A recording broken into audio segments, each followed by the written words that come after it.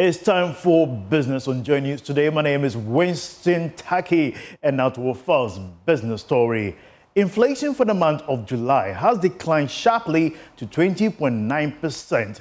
This represents a decline of 1.9 percentage points from that of the month of June, which was at 22.8%. According to the Ghana government statistician, food inflation decreased to 21.5%, while non-food inflation also decreased to 20.5%. Government statistician Professor Samuel Kobina Enim, addressing the press, indicated that the inflation on imported items declined to 15.6% from 17.5%. There is more in the following report.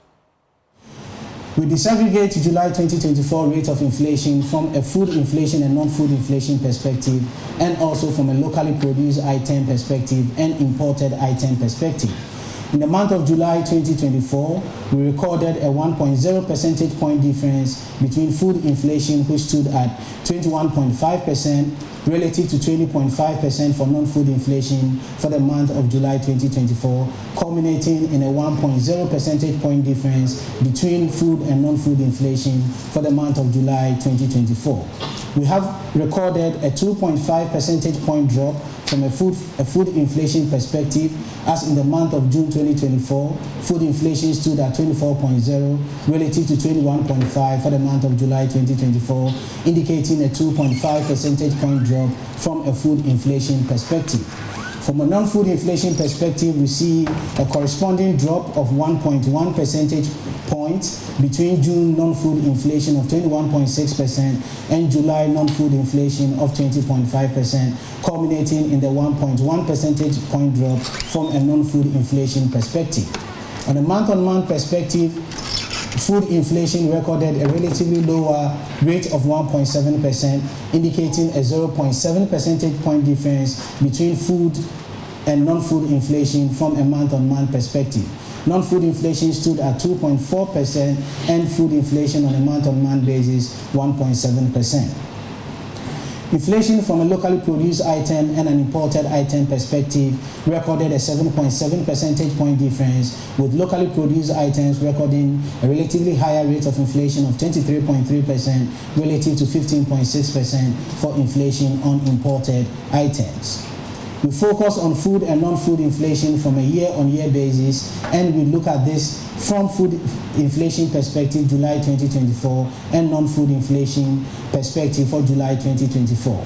Again, from a food inflation perspective, we see that the rate of inflation is about 2.4 times lower than the rate that was recorded over the 12-month calendar period. In August 2023, rate of food inflation was 51.9% relative to 21.5% for the month of July 2024, culminating in about 2.5 times difference in the rate of inflation over the 12-month period, that is August 2023 and July 2024.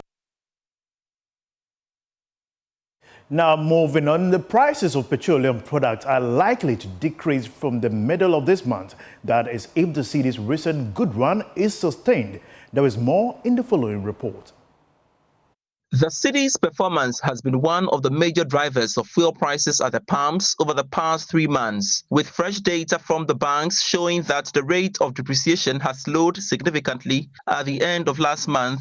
That should bring some relief to consumers. This is because the Cedi's rate of depreciation slowed to 4% in June from the over 7% in May. The rate of depreciation ending July is just pegged around 1%. The local currency has been fairly stable against the dollar in the first week. But for some, if this trend continues, that should be seen as good for consumers of petroleum products, as it could force the oil marketing firms to reduce prices again. Another development that should get us excited is that despite the threats of war in the Middle East, that has not impacted on crude prices. Meanwhile, the Bank of Ghana is today expected to sell some $20 million to bulk oil importers of the petroleum products. This could also go a long way to deal with supply challenges, which has impacted on the performance of the Cedi. That'll be all for business here on Joy News today. We'll be back with entertainment and sports after this break. Stay tuned.